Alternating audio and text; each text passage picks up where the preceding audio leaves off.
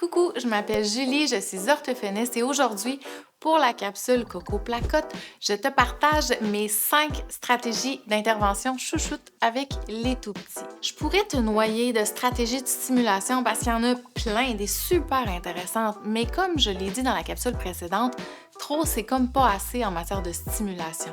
J'en choisis donc 5 qui, je pense, pourront réellement t'aider. Je pense que ma préférée d'entre toutes, c'est aussi souvent celle qui est la plus oubliée quand on veut stimuler le langage, c'est le silence. C'est souvent ce que je dis aux parents que je vois en consultation, la magie s'opère dans le silence.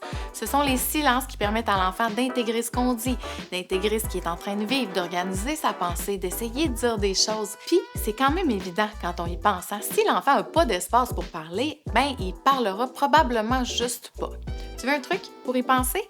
Quand tu interagis avec ton enfant puis que tu fais un commentaire ou que tu poses une question, attends 5 secondes avant de renchérir.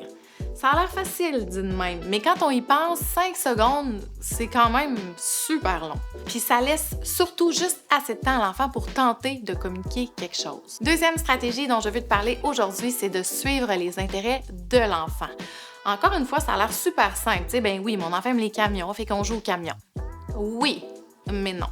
En fait, ce que ça veut surtout dire de suivre les intérêts de l'enfant, c'est de laisser l'enfant leader l'activité. Super facile à dire, mais très difficile à faire, je vous en passe un papier. Tu essaieras de remarquer, mais je suis à peu près convaincue que ton réflexe avec ton enfant, c'est d'initier.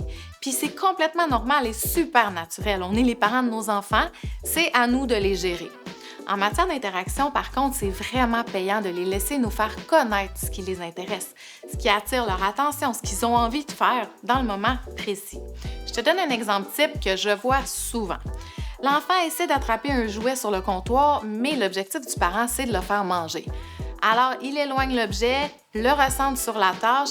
T'en veux encore? Et hop, on vient de passer à côté d'une belle opportunité d'interaction que l'enfant nous offrait sur un plateau d'argent. Tu veux le bonhomme? OK, je te donne le bonhomme et après on mange. Ma troisième stratégie coup de cœur, parler en HD.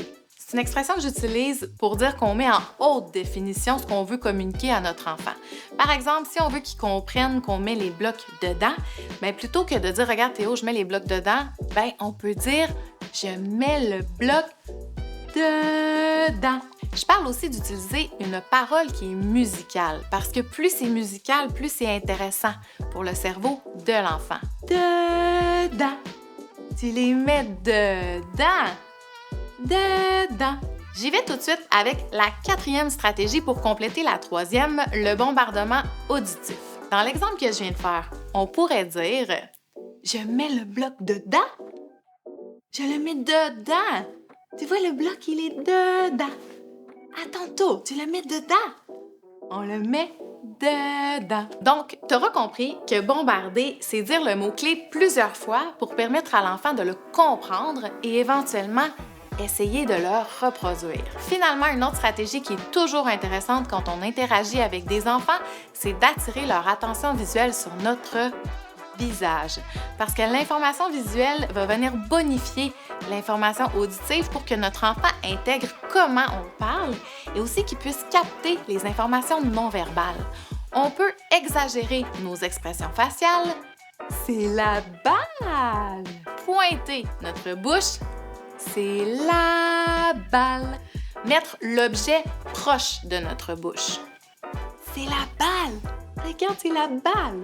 Toucher subtilement l'enfant pour qu'il nous regarde, se mettre à sa hauteur, sont toutes des excellentes et super simples stratégies pour aller chercher le contact visuel de l'enfant. Amusez-vous!